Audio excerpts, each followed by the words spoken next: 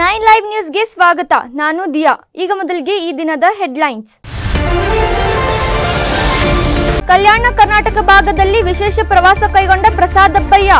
ಕೊಳಚೆ ಪ್ರದೇಶದ ಜನರಿಗೆ ಎಲ್ಲ ಸೌಲಭ್ಯ ದೊರಕಿಸಿಕೊಡುವ ವಿಶೇಷ ಭರವಸೆ. ಜನರ ದೂರಿನ ಮೇರೆಗೆ ಅಧಿಕಾರಿಗಳ ಮೈಚಳಿ ಬಿಡಿಸಿದ ಮಂಡಳಿ ಶಾಸಕ ಅಬ್ಬಯ್ಯ. ಶಿಗ್ಗಾಂವಿ ತಾಲೂಕಿನ ತಿಮ್ಮಾಪುರ ಗ್ರಾಮದ ಸರ್ಕಾರಿ ಶಾಲೆಯಲ್ಲಿ ವಿಶೇಷ ಕಾರ್ಯಕ್ರಮ. ಶಾಲಾ ಸಂಸದ ರಚನೆ ಮಾಡುವ ಮೂಲಕ ಮಕ್ಕಳಿಂದ ಪ್ರಮಾಣ ವಚನ ಸ್ವೀಕಾರ. ಪ್ರಧಾನಿ ವಿರೋಧ ಪಕ್ಷದ ನಾಯಕರಾದವರಿಗೆ ಜವಾಬ್ದಾರಿಗಳ ಕುರಿತಾಗಿ ವಿಶೇಷ ಪಾಠ.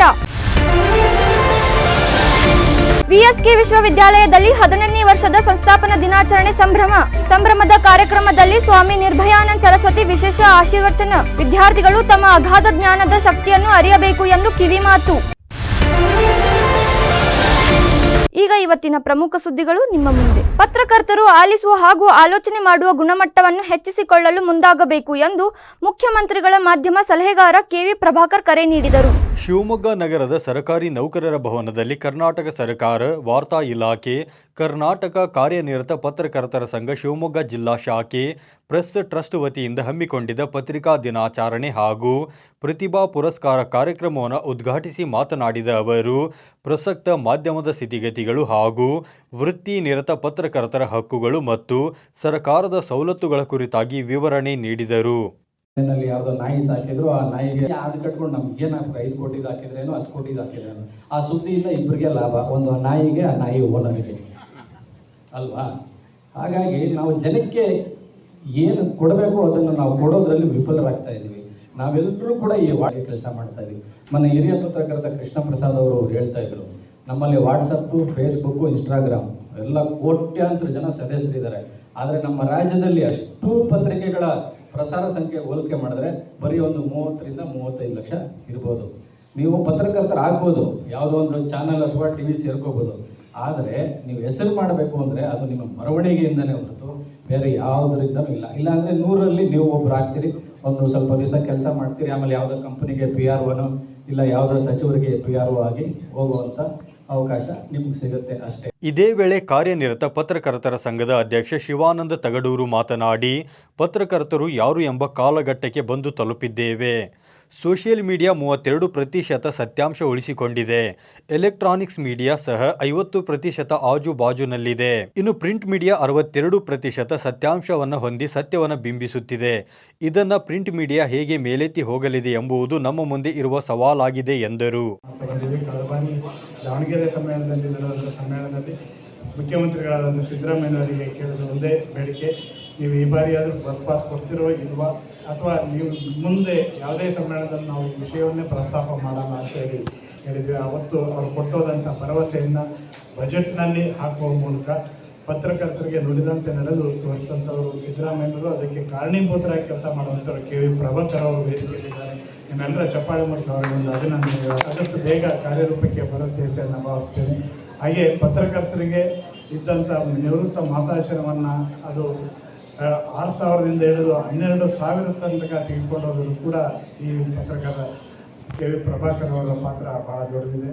ಈ ಸಂದರ್ಭದಲ್ಲಿ ದಿ ಹಿಂದೂ ಪತ್ರಿಕೆ ಹಿರಿಯ ಸಹಾಯಕ ಸಂಪಾದಕ ರಿಷಿಕೇಶ್ ಬಹದ್ದೂರ್ ದೇಸಾಯಿ, ಜಿಲ್ಲಾ ಕಾರ್ಯನಿರತ ಪತ್ರಕರ್ತರ ಸಂಘದ ಅಧ್ಯಕ್ಷ ಶಿವಕುಮಾರ್, ಪ್ರೆಸ್ ಟ್ರಸ್ಟ್ ಅಧ್ಯಕ್ಷ ಮಂಜುನಾಥ್, ರಾಜ್ಯ ಸರ್ಕಾರಿ ನೌಕರರ ಸಂಘದ ಅಧ್ಯಕ್ಷ CS ಷಡಾಕ್ಷರಿ, ವಾರ್ತಾ ಇಲಾಖೆಯ ಮಾರುತಿ, ಹಿರಿಯ ಪತ್ರಕರ್ತ ಗೋಪಾಲ್ ಯಡಗೇರೆ, ಅಗ್ನಿಗಿರಿ, ಮದನ್ ಗೌಡ, ಬಂಡಿಗಡಿ ನಂಜುಂಡಪ್ಪ ಮತ್ತಿತರರಿದ್ದರು.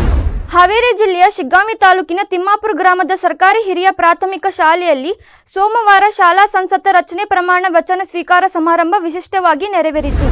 ವಿಶಿಷ್ಟ ಸಮಾರಂಭದಲ್ಲಿ ಶಾಲೆಯ ಪ್ರಧಾನ ಗುರುಗಳಾದ RR ಭಾರಕೇರ್ ವಿದ್ಯಾರ್ಥಿಗಳಿಗೆ ಪ್ರಮಾಣ ವಚನ ಬೋಧಿಸಿದರು.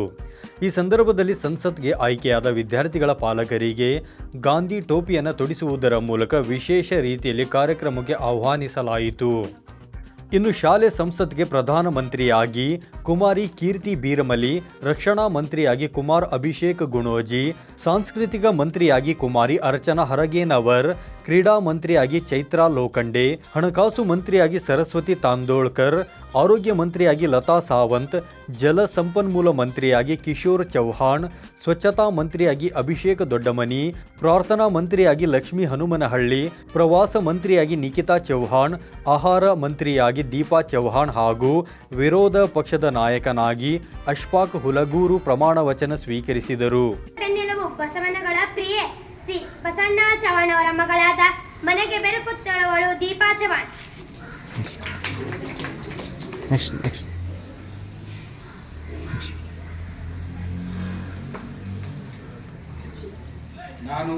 ನಾನು ತಂದೆ ಬಸಪ್ಪ ಚವ್ಹಾಣ್ ಅವರ ಮಗಳಾದ ದೀಪಾ ಚವ್ಹಾಣ್. ನಾನು ಭಾರತದ ಪ್ರಜೆಯಾದ ನಾನು ನನಗೆ ವಹಿಸಿರುವ ಕೆಲಸವನ್ನು ಅತ್ಯಂತ ಕಾಳಜಿಯಿಂದ ಮಾಡುತ್ತೇನೆ. ಸ್ವಾತಂತ್ರ್ಯ, ಸಮಾನತೆ, ಸರ್ವಧರ್ಮ ಪ್ರಜಾಪ್ರಭುತ್ವದಲ್ಲಿ ನಂಬಿಕೆ, ವಿಶ್ವಾಸ ಇಟ್ಟು ತನು ಧನ ಮನದಿಂದ ನೀಡಿದ ಕಾರ್ಯವನ್ನು ಅಚ್ಚುಕಟ್ಟತನದಿಂದ ಮಾಡುತ್ತೇನೆಂದು ನಾನು ದೇವರ ಹೆಸರಿನಲ್ಲಿ ಪ್ರಮಾಣ ಮಾಡುತ್ತೇನೆ. ಇನ್ನು ಕಾರ್ಯಕ್ರಮದಲ್ಲಿ ಎಸ್ಡಿಎಂಸಿ ಅಧ್ಯಕ್ಷ ಶಶಿಕುಮಾರ್ ಹುಲಸೋಗಿ, ಸದಸ್ಯರಾದ ಬಸವರಾಜ್ ಹೊರಪೇಟಿ, ಸಿಕಂದರ್ ಹುಲಗೂರ್, ಶಿವಪುತ್ರ ಮೂಲಂಗಿ, ವಿಠಲ ಕಂಡುನ್ನವರ್, ಮಂಜುನಾಥ್ ಪವಾರ್, ಕಾಸಿಂ ಸಾಬ್ ಹುಲಗೂರ್, ಬಸವರಾಜ್ ಚವ್ಹಾಣ್, ಮಹೇಶ್ ಹರಗೆನ್ನವರ್ ಸೇರಿದಂತೆ ಇನ್ನಿತರರು ಉಪಸ್ಥಿತರಿದ್ದರು. ಕರ್ನಾಟಕ ಕಾರ್ಯನಿರತ ಪತ್ರಕರ್ತರ ಧ್ವನಿ ಸಂಘದ ನೂತನ ಪದಾಧಿಕಾರಿಗಳ ಆಯ್ಕೆ ಕಾರ್ಯಕ್ರಮವನ್ನು ಚಿಕ್ಕಬಳ್ಳಾಪುರದಲ್ಲಿ ಹಮ್ಮಿಕೊಳ್ಳಲಾಗಿತ್ತು.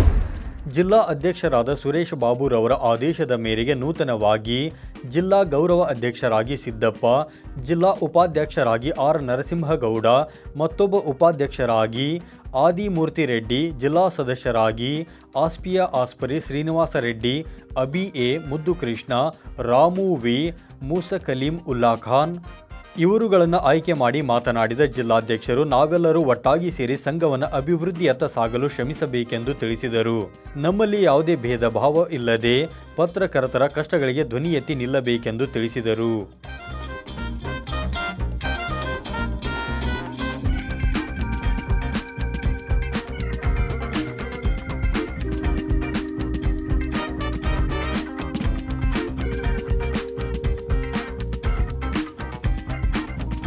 ಈ ಸಂದರ್ಭದಲ್ಲಿ ಪತ್ರಕರ್ತರ ಧ್ವನಿ ಸಂಘದ ಪ್ರಧಾನ ಕಾರ್ಯದರ್ಶಿಯಾದ ಬಿವೈ ನಾರಾಯಣಸ್ವಾಮಿ ಹಾಗೂ ಉಪಾಧ್ಯಕ್ಷರಾದ ಬಾಬಾ ಜಾನ್, ಕಾರ್ಯಾಧ್ಯಕ್ಷರಾದ ಸುಪ್ರಿಯಾ, ಸದಸ್ಯರಾದ ಅನಿಲ್ ಕುಮಾರ್, ಸಮಾಜ ಸೇವಕರಾದ ಮುನಿ ವೆಂಕಟಸ್ವಾಮಿ ಹಾಗೂ ಶ್ರೀಕಾಂತ್ ಯೋಗಾಚಾರ್ಯ ಹಾಜರಿದ್ದರು.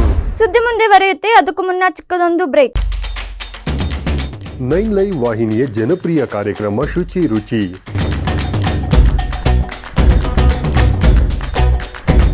ಪ್ರತಿ ಶುಕ್ರವಾರ ಮಧ್ಯಾಹ್ನ 1:30 ಪ್ರಸಾರ, ಮತ್ತೆ ಭಾನುವಾರ ಸಂಜೆ 6 ಗಂಟೆಗೆ ಮರು ಪ್ರಸಾರ. ಅಡುಗೆ ಮಾಡೋ ಹವ್ಯಾಸ ನಿಮ್ಮದಾಗಿದ್ದರೆ ಈಗಲೇ ಕರೆ ಮಾಡಿ ಹೆಸರು ನೋಂದಾಯಿಸಿಕೊಳ್ಳಿ. ನಮ್ಮ ದೂರವಾಣಿ ಸಂಖ್ಯೆ 7411784976. ತೆರೆಮರೆಯಲ್ಲಿರುವ ಗಾನ ಪ್ರತಿಭೆಗಳಿಗೆ ಅದ್ಭುತ ವೇದಿಕೆ ಒದಗಿಸುವ ನಮ್ಮ ದಿಗ್ಗಜರು ಈಗ ನಿಮ್ಮ ಮನಗಳಿಗೆ ಲಗ್ಗೆ ಇಡಲು ಸಿದ್ಧವಾಗಿದೆ. ಇನ್ನು ಪ್ರತಿ ಶನಿವಾರ ಮಧ್ಯಾಹ್ನ 1:30 ನಿಮ್ಮ ನೆಚ್ಚಿನ 9 ಲೈವ್ ವಾಹಿನಿಯಲ್ಲಿ ಪ್ರಸಾರಗೊಳ್ಳಲಿದೆ. ಮತ್ತೆ ಮರುಪ್ರಸಾರ ಭಾನುವಾರ 1:30. ನಿಮಗೂ ಗಾಯನದಲ್ಲಿ ಆಸಕ್ತಿ ಇದ್ದು ಉತ್ತಮ ವೇದಿಕೆ ಲಭಿಸುತ್ತಿಲ್ಲವೆಂದರೆ ಚಿಂತೆ ಯಾಕೆ? ಕೂಡಲೇ ನಮ್ಮ ದೂರವಾಣಿ ಸಂಖ್ಯೆ 7349416023ಗೆ ಸಂಪರ್ಕಿಸಿ. ಕಾರ್ಯಕ್ರಮದಲ್ಲಿ ನೀವು ಪಾಲ್ಗೊಳ್ಳಿ. ಬ್ರೇಕ್ ನಂತರ 9 ಲೈವ್ ನ್ಯೂಸ್ಗೆ ಸ್ವಾಗತ. ರಾಷ್ಟ್ರೀಯ ಖಾದ್ಯ ತೈಲ ಅಭಿಯಾನ್ ತಾಳೆ ಬೆಳೆ ಯೋಜನೆಯ ಅಂಗವಾಗಿ ಬೆಳಗಾವಿ ಜಿಲ್ಲೆಯ ಚನ್ನಮ್ಮನ ಕಿತ್ತೂರು ತಾಲೂಕಿನ ಹುಣಶಿಕಟ್ಟಿ ಗ್ರಾಮದಲ್ಲಿ ತಾಳೆ ಬೆಳೆ ಮೆಗಾ ಡ್ರೈವ್ ಪ್ಲಾಂಟೇಶನ್ ಹಾಗೂ ರೈತರಿಗೆ ತರಬೇತಿ ಕಾರ್ಯಕ್ರಮವನ್ನು ಹಮ್ಮಿಕೊಳ್ಳಲಾಗಿತ್ತು. ತೋಟಗಾರಿಕೆ ಇಲಾಖೆ, ಜಿಲ್ಲಾ ಪಂಚಾಯತ್ ಬೆಳಗಾವಿ ಹಾಗೂ 3F oil palm private limited ಇವರ ಸಹಯೋಗದಲ್ಲಿ ಹಮ್ಮಿಕೊಳ್ಳಲಾಗಿದ್ದ ಕಾರ್ಯಕ್ರಮವನ್ನು ಶಾಸಕ ಬಾಬಾ ಸಾಹೇಬ್ ಪಾಟೀಲರು ತಾಳೆ ಸಸಿಯನ್ನು ನೆಡುವುದರ ಮೂಲಕ ವಿದ್ಯುಕ್ತವಾಗಿ ಚಾಲನೆಯನ್ನು ನೀಡಿದರು. ಇದೇ ವೇಳೆ ಶಾಸಕರಿಂದ ತಾಳೆ ಬೆಳೆ ತಾಂತ್ರಿಕ ಮಾಹಿತಿಯ ಕೈಪಿಡಿ ಬಿಡುಗಡೆಗೊಳಿಸಲಾಯಿತು. ಕಾರ್ಯಕ್ರಮದಲ್ಲಿ ಪ್ರಗತಿಪರ ರೈತರಿಗೆ ಸನ್ಮಾನವನ್ನು ಸಹ ಮಾಡಲಾಯಿತು. ಈ ವೇಳೆ ರೈತರು ತಮ್ಮ ಅನಿಸಿಕೆ ಹಂಚಿಕೊಂಡರು. ಇನ್ನು ತೋಟಗಾರಿಕೆ ಉಪನಿರ್ದೇಶಕರಾದ ಮಹಾಂತೇಶ ಮುರುಗೋಡ್ ಇಲಾಖೆಯ ವಿವಿಧ ಯೋಜನೆಗಳ ಕುರಿತು ಸೂಕ್ತ ಮಾಹಿತಿಯನ್ನು ಒದಗಿಸಿದರು. ಅಲ್ಲದೆ 3F oil palm AGM Basavakumar, ಉಪನ್ಯಾಸಕರಾದ ಡಾಕ್ಟರ್ ಸಂಜೀವ್ ರೆಡ್ಡಿ ಇವರು ತಾಳೆ ಬೆಳೆಯ ಸಮಗ್ರ ನಿರ್ವಹಣೆಯ ಕುರಿತು ರೈತರಿಗೆ ಸೂಕ್ತವಾದ ಮಾಹಿತಿಯನ್ನು ನೀಡಿದರು. ಇನ್ನು ಕಾರ್ಯಕ್ರಮದ ದಿವ್ಯ ಸಾನ್ನಿಧ್ಯವನ್ನು ಪರಮ ಪೂಜ್ಯ ಶ್ರೀ ಚನ್ನಬಸವ ದೇವರು ರುದ್ರಸ್ವಾಮಿ ಮಠ ಬಿಳಕಿ ವಹಿಸಿಕೊಂಡಿದ್ದರು.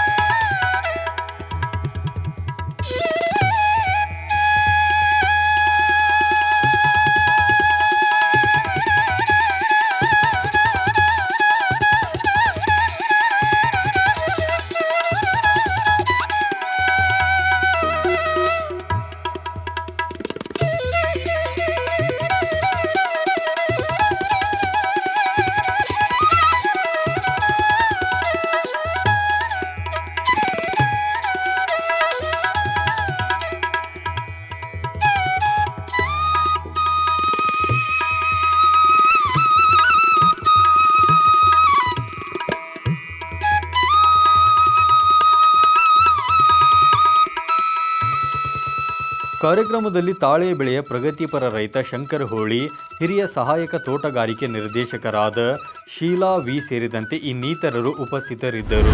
ಇಂದಿನ ಪೀಳಿಗೆ ವಿದ್ಯಾರ್ಥಿಗಳು ತಮ್ಮಲ್ಲಿರುವ ಅಗಾಧಜ್ಞಾನದ ಶಕ್ತಿಯನ್ನು ಅರಿತುಕೊಂಡರೆ ಮಾತ್ರ ತಾವು ಅಂದುಕೊಂಡಿದ್ದನ್ನು ಸಾಧಿಸಬಹುದು ಎಂದು ಗದಗ ಮತ್ತು ವಿಜಯನಗರ ಜಿಲ್ಲೆಯ ರಾಮಕೃಷ್ಣ ವಿವೇಕಾನಂದ ಆಶ್ರಮ ಅಧ್ಯಕ್ಷರಾದ ಸ್ವಾಮಿ ನಿರ್ಭಯಾನಂದ ಸರಸ್ವತಿ ಅವರು ಹೇಳಿದರು. ವಿಜಯನಗರ ಶ್ರೀಕೃಷ್ಣ ದೇವರಾಯ ವಿಶ್ವವಿದ್ಯಾಲಯದ ಬಯಲು ರಂಗಮಂದಿರ ಆವರಣದಲ್ಲಿ ಹಮ್ಮಿಕೊಂಡಿದ್ದ ವಿಶ್ವವಿದ್ಯಾಲಯದ 15ನೇ ಸಂಸ್ಥಾಪನಾ ದಿನ 2024 ಕಾರ್ಯಕ್ರಮದಲ್ಲಿ ಭಾಗವಹಿಸಿ ಆಶೀರ್ವಚನ ನೀಡಿ ಅವರು ಮಾತನಾಡಿದರು. ಸ್ವಾಮಿ ವಿವೇಕಾನಂದರ ಶಕ್ತಿಯೇ ಜೀವನ, ದೌರ್ಬಲ್ಯವೇ ಮರಣ ಎಂಬ ನಾಣ್ಣುಡಿಯಂತೆ ವಿದ್ಯಾರ್ಥಿಗಳು ತಮ್ಮ ಜ್ಞಾನದ ಶಕ್ತಿಯನ್ನು ಅರಿತು ನನ್ನಿಂದ ಸಾಧ್ಯವಿದೆ ಎಂಬ ಭಾವನೆಯನ್ನು ಅಳವಡಿಸಿಕೊಳ್ಳಬೇಕೆಂದು ಕಿವಿ ಮಾತು ಹೇಳಿದರು. ಈ ಸಂದರ್ಭದಲ್ಲಿ ಕುಲಸಚಿವ ರುದ್ರೇಶ್ ಎಸ್ಎನ್, ಕುಲಪತಿಗಳಾದ ಪ್ರೊಫೆಸರ್ ತಿಪ್ಪೇರುದ್ರಪ್ಪ ಜೆ ಹಾಗೂ ವಿವಿಧ ವಿಶ್ವವಿದ್ಯಾನಿಲಯಗಳ ಕುಲಪತಿಗಳು, ವಿಜಯನಗರ ಶ್ರೀಕೃಷ್ಣ ದೇವರಾಯ ವಿಶ್ವವಿದ್ಯಾಲಯದ ವಿಶ್ರಾಂತ ಕುಲಪತಿ ಪ್ರೊಫೆಸರ್ ಮಂಜಪ್ಪ ಡಿ ಹೊಸಮನಿ ಸೇರಿದಂತೆ ವಿವಿಧ ವಿಭಾಗಗಳ ಮುಖ್ಯಸ್ಥರು, ಬೋಧಕೇತರ ಸಿಬ್ಬಂದಿಗಳು ಹಾಗೂ ವಿದ್ಯಾರ್ಥಿಗಳು ಉಪಸ್ಥಿತರಿದ್ದರು. ಹಿಂದುಳಿದಿರುವ ಕೊಳಚೆ ಪ್ರದೇಶದ ಜನರಿಗೆ ಇಲಾಖೆಗಳಿಂದ ಸಿಗಬೇಕಾದ ಸೌಲಭ್ಯ ದೊರಕಿಸಿಕೊಡುವಲ್ಲಿ ಪ್ರಾಮಾಣಿಕವಾಗಿ ಕೆಲಸ ಮಾಡುತ್ತೇನೆ ಎಂದು ಕರ್ನಾಟಕ ಕೊಳಗೇರಿ ಅಭಿವೃದ್ಧಿ ಮಂಡಳಿ ಅಧ್ಯಕ್ಷರಾದ ಪ್ರಸಾದ್ ಅಬ್ಬಯ್ಯ ಹೇಳಿದರು. ಅವರು ಕಲ್ಯಾಣ ಕರ್ನಾಟಕ ಭಾಗವಾದ ಸಿಂಧನೂರು, ಮಾನ್ವಿ, ರಾಯಚೂರಿನಲ್ಲಿ ಕರ್ನಾಟಕ ಕೊಳಗೇರಿ ಅಭಿವೃದ್ಧಿ ಮಂಡಳಿಯಿಂದ ನಡೆದಿರುವ ಅಭಿವೃದ್ಧಿ ಕಾಮಗಾರಿಗಳ ಪರಿವೀಕ್ಷಣೆ ಮಾಡಿ ಸ್ಲಂ ನಿವಾಸಿಗಳ ಅಹವಾಲು ಸ್ವೀಕರಿಸಿ ಮಾತನಾಡಿದರು. ರಾಜ್ಯದಲ್ಲಿರುವ ಸ್ಲಂಗಳ ಮೂಲ ಸೌಕರ್ಯ ಸೇರಿದಂತೆ ಸಮಗ್ರ ಅಭಿವೃದ್ಧಿಗೆ ಸರ್ಕಾರ ಬದ್ಧವಿದೆ.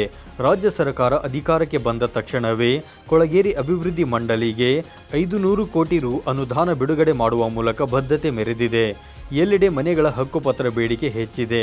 ಅಧಿಕಾರಿಗಳು ರಾಜ್ಯದ ಸ್ಲಂಗಳ ಸಮೀಕ್ಷೆ ಪೂರ್ಣಗೊಳಿಸಿದ ಬಳಿಕ ಹಂತ ಹಂತವಾಗಿ ಹಕ್ಕುಪತ್ರಗಳನ್ನು ವಿತರಣೆ ಮಾಡಲಾಗುವುದು ಎಂದು ಇದೇ ವೇಳೆ ಅವರು ತಿಳಿಸಿದರು. ಯಾವ ಹಕ್ಕುಪತ್ರ ಮತ್ತು 100% ಎಲ್ಲ ಕ್ಲಿಯರ್ ಮಾಡ್ತೀವಿ. ಒಂದು ಹಕ್ಕುಪತ್ರ 100% ಮಾಡ್ತೀವಿ. ಎಲ್ಲ ಕಂಪ್ಲೇಂಟ್ಸ್ ಅದ ಪ್ರಶ್ನೆ ಇವರು ಜಿಲ್ಲೆಯವರು ಮಾತಾಡಿದಾರಲ್ಲ ಸೀರಿಯಸ್ ಆಗಿ. ಇನ್ನು ಸಿಂಧನೂರು ಪಟ್ಟಣದ ಇಂದಿರಾನಗರದಲ್ಲಿ ಹೌಸಿಂಗ್ ಫಾರ್ ಆಲ್ ಯೋಜನೆಯಡಿ ನಿರ್ಮಿಸಲಾಗುತ್ತಿರುವ ಮನೆಗಳ ಕಾಮಗಾರಿ ವೀಕ್ಷಣೆ ವೇಳೆ ಸ್ಲಂ ಬೋರ್ಡ್ ಅಧಿಕಾರಿಗಳು ಸರ್ಕಾರದಿಂದ ದೊರಕಿಸಿಕೊಡಬೇಕಿದ್ದ ನಿಗದಿತ ಅನುದಾನ ನೀಡುತ್ತಿಲ್ಲ, ಕಾಮಗಾರಿಗೆ ಸಮರ್ಪಕವಾಗಿ ಸ್ಪಂದಿಸುತ್ತಿಲ್ಲವೆಂದು ಫಲಾನುಭವಿ ಅಧ್ಯಕ್ಷರಿಗೆ ದೂರು ಸಲ್ಲಿಸಿದರು. ದೂರು ಆಲಿಸಿದ ಪ್ರಸಾದ್ ಅಬ್ಬಯ್ಯ ಅವರು ಅಧಿಕಾರಿಗಳನ್ನು ಈ ವೇಳೆ ತರಾಟೆಗೆ ತೆಗೆದುಕೊಂಡರು. ಈ ಸಂದರ್ಭದಲ್ಲಿ ಸಚಿವ ಎನ್ಎಸ್ ಬೋಸರಾಜು, ಸ್ಲಂ ಬೋರ್ಡ್ ಆಯುಕ್ತರಾದ ಅಶೋಕ್, ಆಪ್ತ ಕಾರ್ಯದರ್ಶಿ ಮುನಿರಾಜು, ಸ್ಲಂ ಬೋರ್ಡ್ ಅಧಿಕಾರಿಗಳು ಸೇರಿದಂತೆ ಇನ್ನಿತರರು ಉಪಸ್ಥಿತರಿದ್ದರು. ಇವಿಷ್ಟು ಈ ಹೊತ್ತಿನ ಪ್ರಮುಖ ಸುದ್ದಿಗಳು. ನಿರಂತರ ಸುದ್ದಿಗಳಿಗಾಗಿ ನೋಡ್ತಾ ಇರಿ 9 ಲೈವ್ ನ್ಯೂಸ್. ಇದು ಸತ್ಯದ ಪ್ರತಿರೂಪ.